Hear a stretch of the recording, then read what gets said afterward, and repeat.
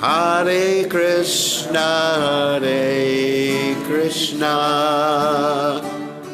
Krishna Krishna, Hare Hare,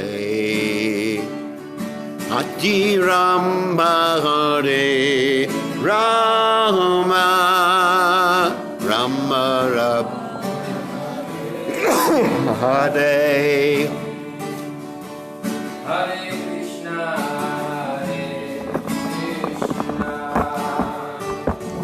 Krishna Krishna, Hare Hare, Hare Rama, Hare Rama, Rama Rama, Hare Hare. Hare Krishna, Krishna Krishna, Hare Hare, Hare Rama, Hare Rama, Rama Rama, Hare Hare.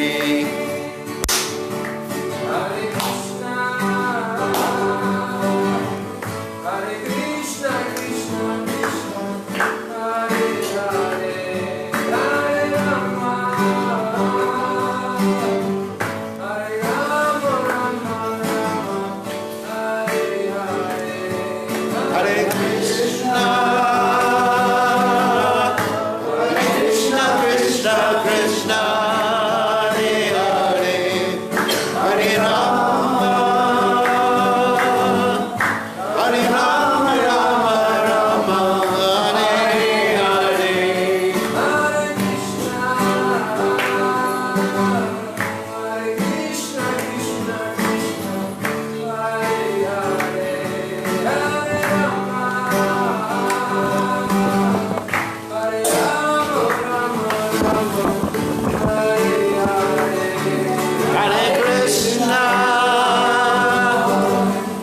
Hare Krishna, Krishna Krishna, Hare Hare, Hare Rama, Hare Rama, Rama Rama, Hare Hare. Hare Krishna,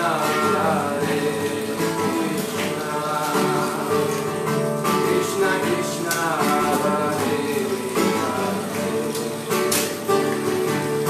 Hare Rama,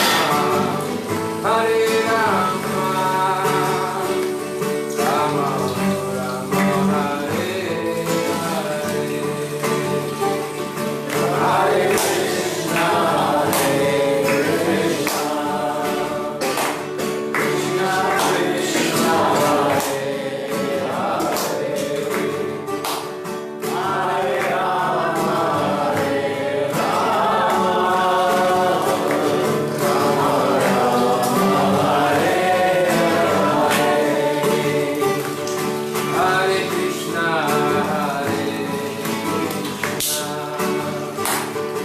Krishna Krishna, Hare Rama, Hare Rama, Rama Rama, Hare Hare. Hare Krishna, Krishna Krishna,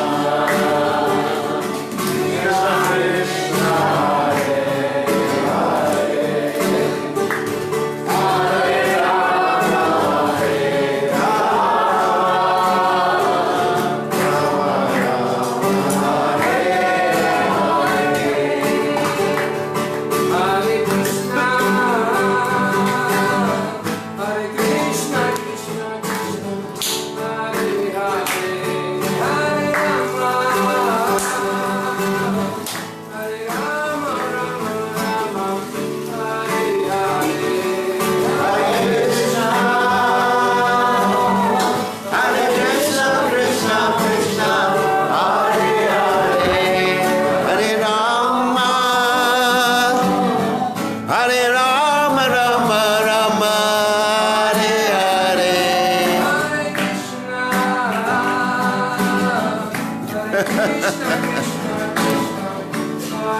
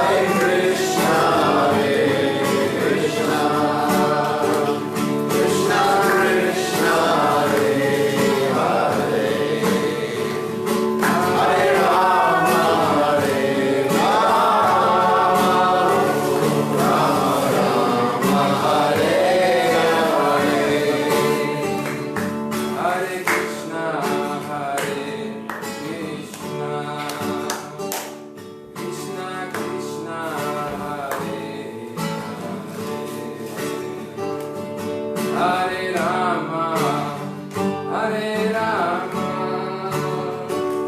Rama Rama, Hare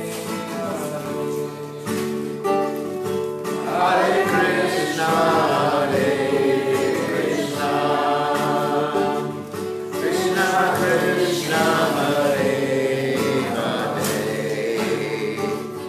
Hare Rama, Hare Rama, Rama Rama, Hare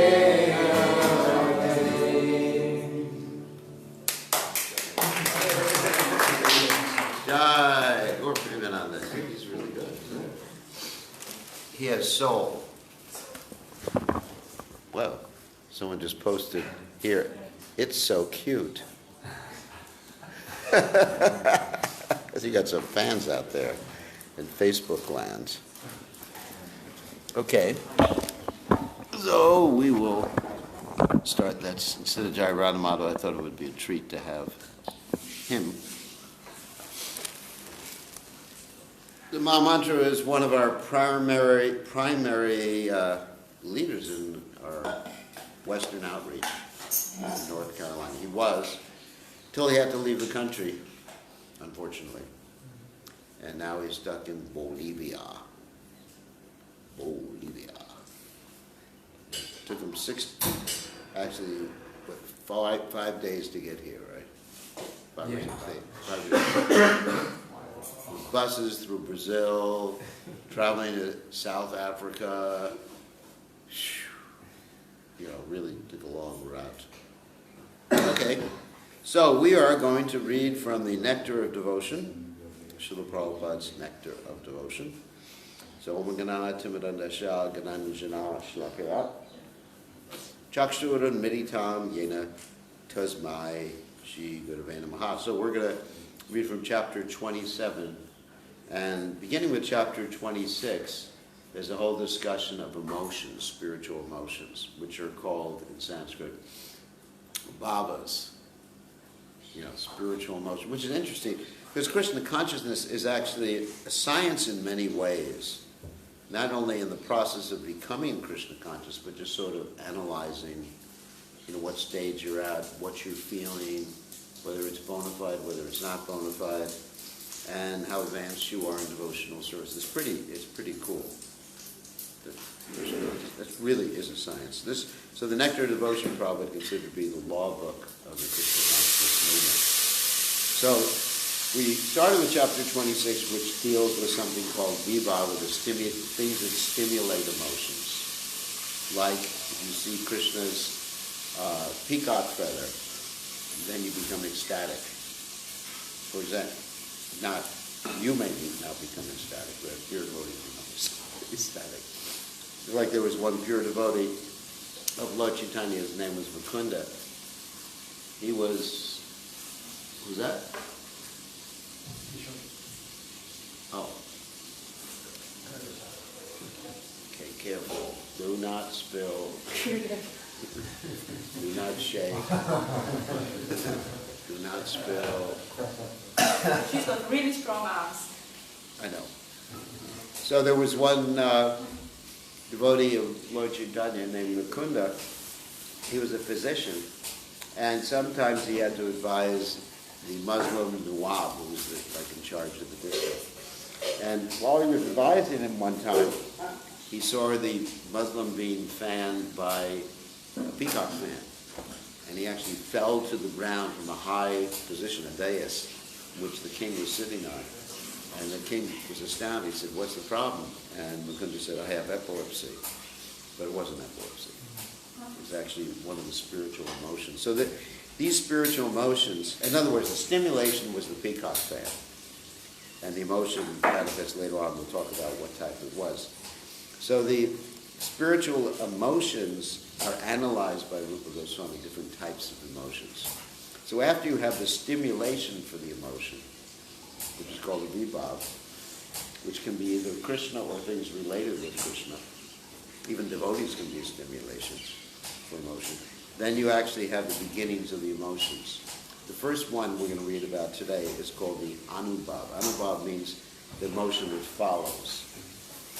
And the anubhav, just to describe what an anubhav is, the anubhav is a voluntary expression of your emotion. Later on we'll talk about involuntary expressions of emotion. That means things you can't control. But anubhav, anyway, let's read. It'll explain. The bodily symptoms which are manifest by a devotee expressing ecstatic love for Krishna are called anubhav. Practical examples of anubhava are as follows. Dancing, rolling on the ground, singing very loudly, stretching the body, crying loudly, yawning, that doesn't mean when one's sleepy, breathing very heavily, neglecting the presence of others, drooling, laughing like a madman, wheeling the head, and belching. Yeah. These are voluntary. These are voluntary, yeah. So they can stop them. Yeah, they can stop it. You know, obviously if you're drooling, you go. And if you're laughing like a madman, like that, wheeling the head. And belching, yeah, you just have to be quiet about belching. When there's an extraordinary excess of ecstatic love with all these bodily symptoms manifest, one feels relieved transcendentally. In other words, there's like a tension that needs to be relieved. You feel you have to express yourself, and then you just release it. Joy, like that. These symptoms are divided into two parts. One is called shita, and the other is called kshepana. When there is yawning, it is called shita, and when there is dancing, it is called chepana. In other words, something that's more motion is called chepana. Dancing is one, and so some examples are given here. While watching the rasa dance performed by Lord Krishna and the gopis, Lord Shiva beheld the beautiful face of Krishna and immediately began to dance and beat upon his small din-din drum.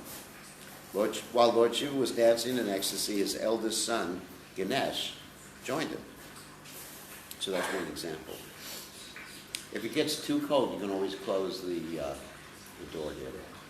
Because I notice, you're bundled up. So you don't want to get... You feeling better? Or? A little headache. All right.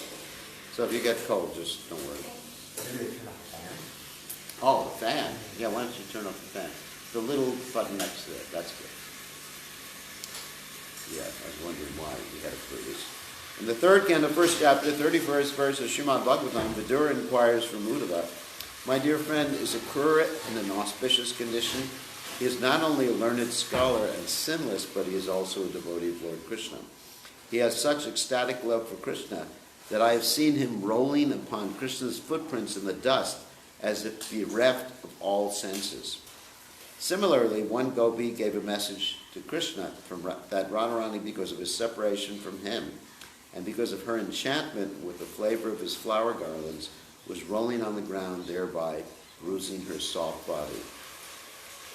One gopi informed Krishna that when Srimati Radharani was singing about his glories, she enchanted all of her friends in such a way that they became stone-like and dull.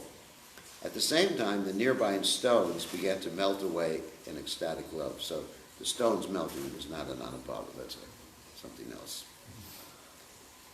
When there is stretching of the body of Narada Muni from chanting the Hare Krishna mantra, he chanted so loudly that it was apprehended that Lord Nrsingadev had appeared. Thus all the demons began to flee in different directions. It is also said that sometimes when Narada, the carrier of the Veena, remembers his Lord Krishna in great ecstasy, he begins to stretch his body so vigorously that his sacred thread gives way. Amazing. One gopi said to Krishna, my dear son of Nanda Maharaj, by the sound of your flute, Srimati Radharani has thus become full of lamentation and fear, and thus, with a faltering voice, she is crying like a Kurobi bird. It is described that by hearing the vibration of Krishna's flute, Lord Shiva becomes very puzzled and begins to cry so loudly into space that the demons become vanquished and the devotees become overwhelmed with joy. It is said when the full moon rises, the lotus petals become expanded. Similarly, when Krishna used to appear before Radharani, her face, which is compared to a lotus flower, would expand by her yawning. As far as breathing heavily is concerned, it is stated Lalita, one of the gopis, is the principal associate of Srimati Radharani, is just like a chataki bird, which only takes water directly from the rain cloud and not from any other source. In this statement, Krishna is compared to the dark cloud, and Lalita is compared to the chataki bird, seeking only Krishna's company. And the metaphor continues to say, as a heavy wind sometimes disperses a mighty cloud, so the heavy breath from Lalita's nostrils caused her to miss Krishna, who had disappeared by the time she recovered herself. As far as neglecting the presence of others is concerned, the wives of the Brahmanas who were performing sacrifices at Vrindavan left home as soon as they heard that Krishna was nearby. They left their homes without caring for their learned husbands. The husbands began to discuss amongst themselves how wonderful is the attraction for Krishna that has made these women leave us without any care. This is the influence of Krishna. Anyone who becomes attracted to Krishna can be relieved from the bondage of birth and death, which can be compared to the locked-up homes that were neglected by the wives of the Brahmanas. So, you know that story? Does everyone know the story of the Krishna book? That's where Krishna asked for food through the cowherd boys. So I don't need to tell it, but. So in Pajapali, there's a statement by some devotees, we shall not care for any outsiders. If they should deride us, we shall simply not care for them. We shall simply enjoy the transcendental mellow of chanting Hare Krishna, and thus we shall roll on the ground and dance ecstatically. In this way, we shall eternally enjoy transcendental bliss. An example of running down of saliva from the mouth, it is stated that sometimes when Narada Muni was chanting the Hare Krishna mantra, he remained stunned for a while and saliva oozed from his mouth. When a devotee laughs very loudly like a madman, it is done out of extraordinary agitation of ecstatic love within the heart. Such mad laughing is an expression of the condition of the heart, which is technically called atahasa. When a devotee becomes affected with this mental condition, his love is expressed through his lips. The laughing sounds, coming one after the other, are compared to flowers falling from the creeper of devotion which grows within the heart of a devotee. In the Chaitanya Charitamrita, devotional service to Lord Krishna is also compared to a creeper which rises up to the lotus feet of Krishna in Goloka Vrindavan. One gopi told her friend, it appears that Lord Krishna, the enemy of the demon Naga, has released from his mouth a whirlwind which is acting on your head and is gradually proceeding to do the same to the other lotus-eyed gopis. That's the whirling of the head. Sometimes belching also becomes a symptom of ecstatic love for Krishna. There's evidence of this in Purnamasi's address to one crying associate of Radharani. My dear daughter, don't be worried because Srimati Radharani is belching. I am about to offer a remedial measure for this symptom. Do not cry so loudly. This belching is not due to indigestion. It is the sign of ecstatic love for Krishna. I shall arrange to cure this belching symptom immediately. Don't be worried. This statement of Purnamasi is evidence that ecstatic love for Krishna is sometimes manifested through belching. Sometimes trembling to the whole body and hemorrhaging from some part of the body are also manifested in response to ecstatic love for Krishna, but such symptoms are very rare, and therefore Srila Rupa Goswami does not discuss any further on this point. So, that was called Anubhava. The next one is actually called Asta Sattvika Bhava, which is sometimes described here by Prabhupada as existential ecstatic love for Krishna.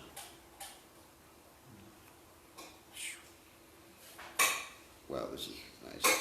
Anyway, so when a devotee is always intensely affected by love for Krishna or in a direct relationship with him, or even a little apart from his status, is called existential ecstatic love. The symptoms originating from existential ecstatic love are divided into three headings, namely moist, burnt, and dried up. Moist ecstatic love, aroused in connection with Krishna, is divided into two, direct and indirect. Radharani was weaving a garland of kunda flowers, and upon hearing the vibration of Krishna's flute, she immediately stopped her work. This is an example of direct, moistened, existential, ecstatic love. Indirect, moistened, existential, ecstatic love is described in the following statement. Krishna, who is also called Purushottama, is to the eyes of Mother Yashoda just like the cloud is to the eyes of the Chataki bird. When Krishna had been brought to Mathura, Mother Yashoda became very anxious and angry, and she began to rebuke the king of Mathura. Burnt existential ecstatic love is divided into three. One example is as follows. One day Mother Yashoda was dreaming that the gigantic demon Putana was lying in the courtyard of her house, and she immediately became anxious to seek out Krishna. When there are manifestations of ecstatic symptoms in the body of a non-devotee, these are called dried up symptoms of ecstatic love. The non-devotees are actually materialistic, but in contact with some pure devotee, they sometimes may manifest some symptoms of ecstasy. Devotional scholars call these dried up symptoms. And actually we've seen this. One time I was at a festival in San Diego, and it was a Lord Chaitanya festival. All the devotees were dancing and chanting. No. And I was distributing books right on the outskirts of the festival. So someone passes by, and all of a sudden his face lights up in happiness. And he says to me, "What's happening here? I feel so happy." Are you burning marijuana or something like that? Yeah, this is the 1960s. People used to do that. They used to put LSD in the water supply and burn marijuana and everything like that. Anyway, so, no, he was right on the periphery of the Harinam, the chanting the holy name. And he was feeling ecstasy. And as soon as he left that periphery, he became depressed again. So there are 8 symptoms of existential ecstatic love. One becomes stunned, perspiring, standing of the hairs on end of the body, faltering of the voice, trembling of the body, changing bodily colors, shedding tears, and devastation. These are the 8 ashtasavika bhavas, which come from the mode of goodness. The consciousness comes in contact with the mode of goodness, so these are manifest. The transcendental mode of goodness, not the material mode of goodness. And these are actually more intense than the anubhavas, and sometimes they can be controlled, sometimes they can't be controlled. And see, what else was I going to say about these? Anyway, so the scientific explanation of these 8 symptoms is given as follows. When the vital force of life is in contact with the earth, it is called stunning.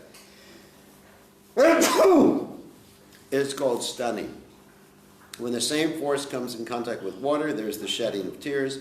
When the same force comes in contact with fire, there's perspiration. When the force comes in contact with the sky, there's complete devastation. And when that force comes in contact with the air, there's trembling, fouling of the voice, and standing of the hairs on the body. So, of course, we have in our Mangala Arti performance, that's interesting, Mangala Arti prayers, which are called the Guru Vastika, there's a second prayer, Mahaprabhu Kirtana and Richa Gita Vaditrumadyan Manasa Rasena. You know this? Really? You're well trained up. Oh, cool. I mean, you're better than me. Anyway, so what that states is when a devotee, advanced devotee, spiritual master, hears the kirtan of Chaitanya Mahaprabhu, when he hears the kirtan of Chaitanya Mahaprabhu, Nritya Gita, he starts dancing and chanting, and he feels happiness and tears, ashru tarangabhajo, tears come from his eyes like torrents of rain.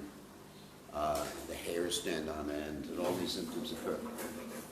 Those are the birds making that sound. Anyway, so we chant about that every day. And Bhaktivinoda Thakur has this very interesting poem called Kabhi Habi Bolo Se Dinamar, which I'm sure you haven't heard about. If you've heard about it, I'd be surprised. It's a poem where he is begging. The words mean, when will that day be mine? Aparada guche, harinama ruche. When will I feel these?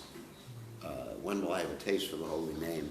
And when will I feel these symptoms? So there's the intense hankering. And this intense hankering of a devotee is the cause of developing these symptoms and developing the level of God. There's a word in Sanskrit, you have to go now, called lalyam. Lalyam means intense hankering or greed. And so that greed keeps us here in the material world, the greed for material things. And the lalyam for spiritual things accelerates our process of Krishna consciousness. So the same feeling of greed or intense desire, like Prabhupada said one time, the price of pure devotional service is tears, crying out for Krishna. And I had one of my godbrothers, he would sometimes say, he passed away, his name was Govardhana Maharaj. He said he was opening up a crying temple. People should cry in ecstasy for Krishna. Okay, thank you for coming. Thank you. The symptom of becoming stunned is caused by ecstatic tribulation, fearfulness, astonishment, lamentation, and anger.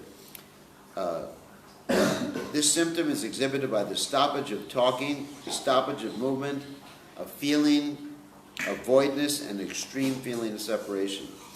When Uddhava was describing Krishna's pastimes to Vidura, he said, one day the gopis became stunned when Krishna, in the dress of a gardening maid. So Krishna sometimes dresses up like a lady. In America we call that drag. You heard that word before? Yes. Okay. Entered the greenhouse and enlivened them with joking and laughter. Then when Krishna left the greenhouse, the gopis were seeing Krishna so ecstatically that it was as though their minds and eyes were following him. These symptoms signified that although the gopis' business was not finished, they had become stunned with ecstatic love. Another example of being stunned took place when Krishna was surrounded by various wrestlers in the sacrificial arena of Kamsa. You all know that story? That's when Kamsa called Krishna to Mathura, and he had two wrestlers, Chanura and Mushtaka, and they were killed by Krishna and Balaram. His mother Devaki then became stunned, and her eyes dried up when she saw Krishna amongst the wrestlers. There's also an example of astonishment of Lord Brahma, as explained in the 10th canto, 13th chapter, 51st verse of the Srimad Bhagavatam, that when Brahma understood that this coward boy was the Supreme Personality of Godhead, he became stunned. All of his sensual activities became stopped upon seeing the coward boys again, along with Krishna. Lord Brahma was so stunned that he appeared to be a golden statue with 4 heads. Also, when the residents of Braj found that Krishna had lifted Govardhana hill with his left hand, they became stunned. Astonishment caused by lamentation is exemplified when Krishna was entering into the belly of the Bakasura demon, and all the demigods from the higher planets became stunned with lamentation. A similar example of becoming stunned was visible in Arjuna when he saw that Ashwatham was attempting to release the brahmastra at Krishna. You know the story of Bakasura? Like giant bird. Yeah, it's like a Crane. big bird. Yeah. Sesame Street, you know. And Krishna entered into his mouth and spat him out, and then Krishna eventually bifurcated its beaks. So you know the story about Ashwatham and the brahmastra? Probably not. In the it's mentioned in the beginning of Bhagavad. Really? The second canto, right? Yeah, that's when Ashwatham, because Ashwatham was really upset because his father had been killed, by Krishna acting improperly, by telling, here's the story, let me tell the story. So Ashwatthama's father was Dronacharya.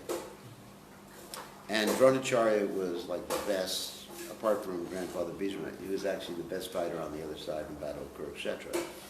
So the only way that he could be defeated is if he thought his son Ashwatthama was dead. So Krishna, he told Yudhisthira, the head of the Pandavas, who never told a lie, tell Dronacharya that his son Ashwatham is dead. So Yudhisthira said to Krishna, I'm not going to lie. You may be God, but I'm not doing what you say. Big mistake. So anyway, so eventually Krishna came up with his plan to get Yudhisthira to say that. He said to Bhimsen, that was the second brother of the Pandavas, you kill that elephant over there, and that elephant's name is Ashwatham. So then Yudhisthira could say, Ashwatham has been killed. And so Yudhisthira, this is all at Krishna's behest. Krishna is extremely tricky. So Yudhisthira said Ashwatham has been killed, and Dronacharya dropped his weapons. And when he dropped his weapons, he was so morose and went into meditation that this other fighter named Drishtadyumna, who was actually born from fire, came out and he chopped off Dronacharya's head. Pretty heavy. So Ashwatham definitely wanted to take vengeance upon the Pandavas. So what he did, several things he did. First of all, he killed the sleeping sons of the Pandavas. That was pretty bad. Then later on, he fired this like atomic weapon, it's called brahmastra, at Arjuna and the Pandavas. And Arjuna was trying to counteract that weapon with his own brahmastra weapon. But that was too much, so he had to withdraw his brahmastra weapon, and Ashwatham sort of redirected his brahmastra weapon to the sleeping child in the womb, who was later on Parikshit Maharaj. But he protected. He protected, and Krishna protected from an atomic weapon. So this is what the story is of Ashwatham and the brahmastra. Later on, Krishna cursed Ashwatham to smell bad for 5,000 years. They took away the jewel in his forehead, smell bad, so nobody go near him for 5,000 years. But the 5,000 years have expired, so he's around. And he's become a good Brahmin. That's the point. An example of perspiring because of jubilation is described in Srimad Bhagavatam. One gopi addressed Radharani thusly, my dear Radharani, you are rebuking the sunshine unnecessarily, but I can understand that you are perspiring only because of you becoming too lusty at seeing Krishna. Perspiration caused by fearfulness was exhibited by Raktak, one of the servants of Krishna. One day, Krishna dressed himself up just like Abhimanyu, the husband of Radharani. Abhimanyu did not like Radharani's association with Krishna. That's a no-brainer. I didn't like that. And therefore, when Raktak saw Krishna in the dress of Abhimanyu, and thus mistook his identity, in other words, he thought it was Abhimanyu, he began to strongly rebuke him. As soon as Raktak finally understood that it was Krishna in the dress of Abhimanyu, he began perspiring. This perspiration was caused by fearfulness. Perspiration due to anger was exhibited by Garuda, the eagle who was the carrier of Vishnu. Once the heavenly king, Indra, was sending down torrents of rain over Vrindavan. Garuda was observing the incident from above the clouds, and because of his anger, he was perspiring. The standing of hair on the body was manifested when Mother Yashoda found within Krishna's mouth all the universal planetary systems. You know that story? Okay. She had asked Krishna to open his mouth wide just to see whether he had eaten dirt. But when Krishna opened his mouth, she saw not only the entire earth, but also many other planets within his mouth. This caused the standing up of the hair on her body. The standing up of hair on the body resulting from jubilation is described in the 10th canto of Srimad Bhagavatam, 30th chapter, 9th verse of Srimad Bhagavatam, in connection with the gopis engaged in the rasa dance. During this rasa dance, Krishna disappeared all of a sudden with Radharani, and all the gopis began to search him out. At that time, they addressed the earth and began to say, my dear earthly planet, how many austerities and penances you must have undergone to have the lotus feet of Krishna always touching your surface. I think that you must have been very jubilant because the trees and plants, which are just like hairs on your body, are standing up so gloriously. May we ask, when did you first get these symptoms? Are you enjoying this jubilation since you were touched by the incarnation Vamana, or since you were delivered by the incarnation Varaha? You know about Varaha? He's the boar or big pig incarnation. Krishna would sometimes perform mock fighting with the coward boys. When Krishna blew his horn on this mock fighting, Sridham, who was on the opposing side, felt his bodily hairs stand up. Similarly, when Arjuna saw Krishna in his gigantic universal form, there was standing of the hairs on the body. When Krishna was going to Mathura on the chariot driven by Akrura, Yashoda and all the gopis came to try to forbid him to pass and block his way. At that time, Radharani was so perturbed that in a faltering voice, she requested Mother Yashoda to please stop Akrura.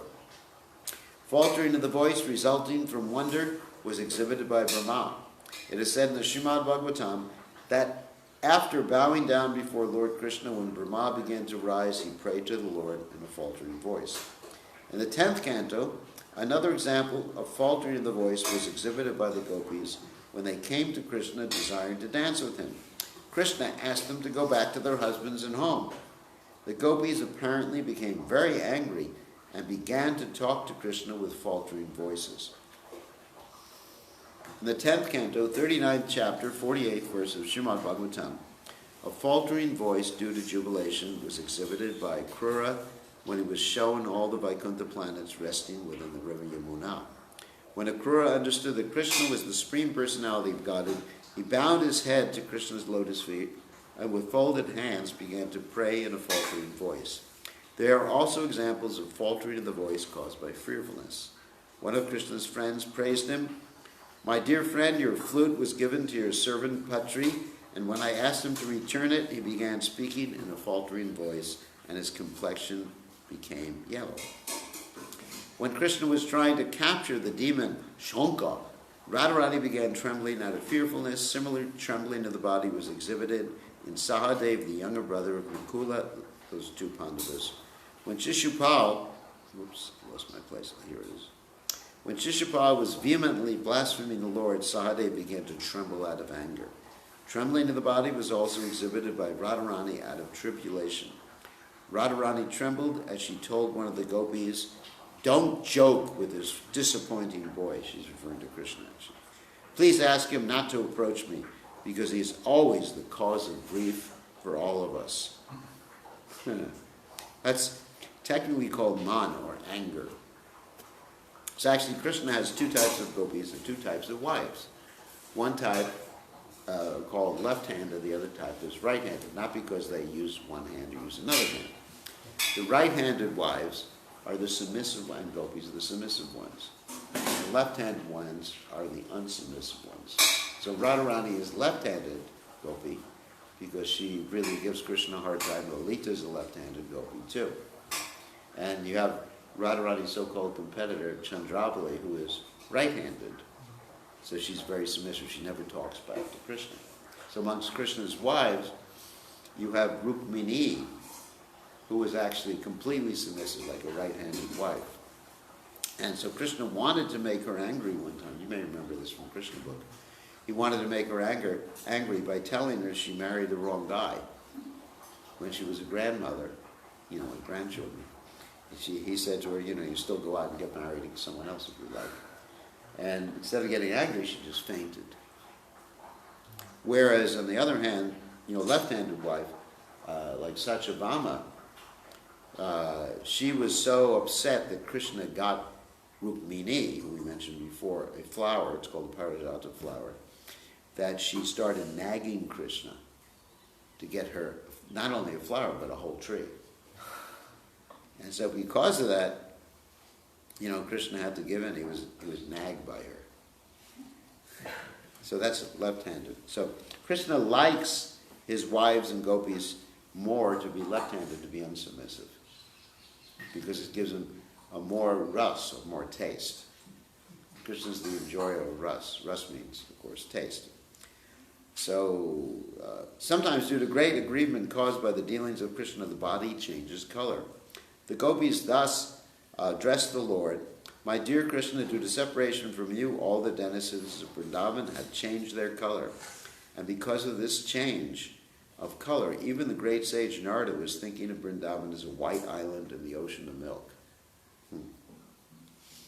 When Krishna and Balaram were present in the arena of Kamsa, Kamsa's body changed color.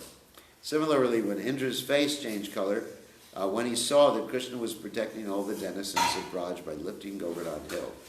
If the color change takes place due to excessive jubilation, the hue turns red. Because such a change of color is so rare, Srila Rupa Goswami does not further discuss this point. Out of jubilation, anger, or separation, they may be pouring down of tears from the eyes.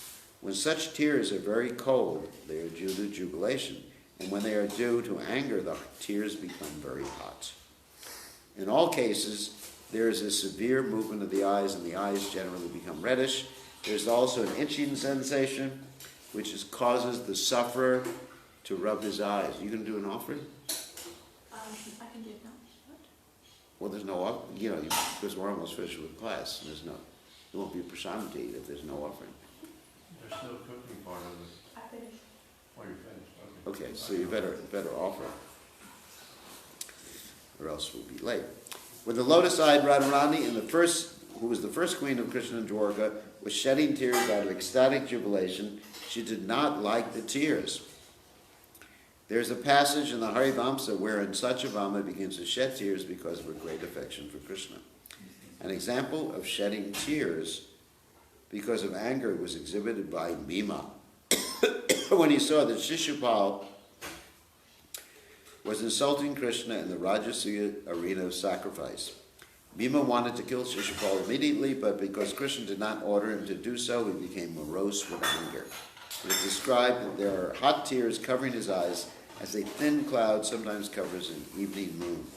In the evening, when the moon is slightly covered by a thin cloud, it looks very nice, and when Bhima was shedding tears on account of his anger, he also looked very nice. So maybe we'll stop here for a second and take questions. Does anyone have questions? Yes. These are anubhavas. These are like... No, these are not anubhavas. No, I know. These are Astasattvika. Yes, but the anubhavas, these are... Previously was anubhavas. Right, yeah. the previous ones. And they are controllable because They're somewhat controllable, yeah. Okay. Like if you feel like dancing, you can do those. Right. If you feel like yawning, you can... But is that... you mentioned this reading is for a spiritual... Oh, these are spiritual Yes, emotions, right. yeah. But you can also have these emotions materially, too. Right, and how to separate this, like, from kind of faking it? You know?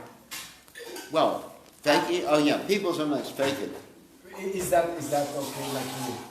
No, it's not all right to fake it. Okay. It's not like fake it till you make it. Right. It's not like laugh yoga where you fake it till you make it. Actually, there's an interesting story.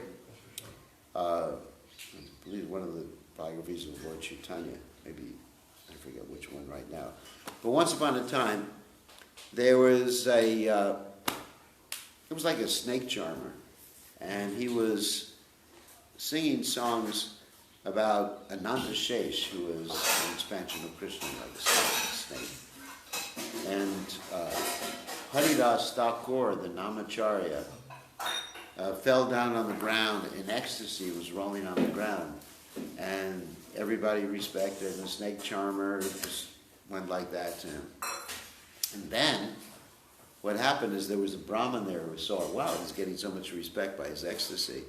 So the Brahmin started doing the same thing. And the snake charmer just started beating him. And then the snake charmer asked, not the snake charmer, but the Brahmin asked, why are you beating me, and why did you allow him to do that? He said, because you were just imitating. So imitation is not really required of these emotions. One time, there was someone who fell down in front of the deities and was rolling on the ground. They asked Prabhupada, what should we do about him? Prabhupada said, kick him out of the temple. Because he was just doing it for appreciation. He wanted appreciation and people to worship him like that. So no, you don't imitate these things. And of course, we all experience these things, at least materially. We get something we want. Like when you get the latest iPhone or something like that, Or, something material that we want. Isn't it? You get jubilation, oh, it's great. Or you make a good business deal, I make some money, Haribo! So these symptoms are experienced to a certain degree by people, even in the material world. What's that? In sports. In sports, oh yeah. Especially in South America, you go to one of these soccer matches, and they have riots after the soccer games. People get killed. In Europe, especially Europe and also South America. Brazil is very popular like that. So, but these are due to connection with Krishna, the ones we're talking about now. So, maybe we experience a little dried up ecstasy. No, of course, not really. Because even, it's described that this dried up ecstasy can be experienced even by someone who's not a devotee. When you come in contact with a great devotee, or you come in contact with a great kirtan, or you come in contact with a great reading of the Srimad Bhagavatam, then you can experience ecstasy. I remember when I first met Prabhupada in 1971, Prabhupada walked in the room, and I felt that, I thought I was an absolute pure devotee, as soon as Prabhupada walked in the room. I said, wow, I have no more material desires. I simply want to love Krishna. As soon as Prabhupada walked out of the room, it was something different. So being in Prabhupada's presence had that effect on devotees. And non-devotees too. They would really, people would meet Prabhupada for one time and they'd say, where's that wonderful man that I met? Even though they didn't understand anything Prabhupada said. And Prabhupada also, there's that story in New York, so one of the people looked and said, well, that man is glowing. So Prabhupada literally did glow. I remember also the first time we met Prabhupada, we made this nice vyasasana for Prabhupada, and Prabhupada sat on it, and then after Prabhupada got up, a day later we looked at his footprints and they were actually glowing, they were effulgent. So, a lot of experiences like that with Prabhupada. A lot of very, very intense experiences. So in his presence. And the kirtans in Prabhupada's presence were especially, amazing. Amazing to be with Prabhupada. So, other questions? Or comments? I have a question. Yeah. Could you explain burnt up again and devastation? Dried up. Dried up was the Mayavadis, or people who weren't devotees. Burnt up, we'd have to refer back. It's not, some of the symptoms of burnt up ecstasy are described in the previous chapter. It's hard for me to page through the chapter here. So I'd have to read the symptoms again. I haven't memorized the whole thing. But it's, quite scientific. But the dried up is like Is the dried up still considered as a spiritual emotion, even if it's still a spiritual emotion, but it's not constant. It just comes and goes, depending on your association. It's sometimes called like a shadow. In other words, like a shadow attachment. And that's another description. Sometimes it's not quite completely spiritual, but it is because you're in a spiritual association. And that shadow attachment can later become, according to Rupa Goswami, para, or completely transcendental. Or it can get degraded. And that's usually due to offenses against Vaishnavas. Now, one interesting thing, this is interesting you brought that up, is that you usually find when someone first joins Krishna consciousness, they experience more ecstasy than 10 years later. And there's a new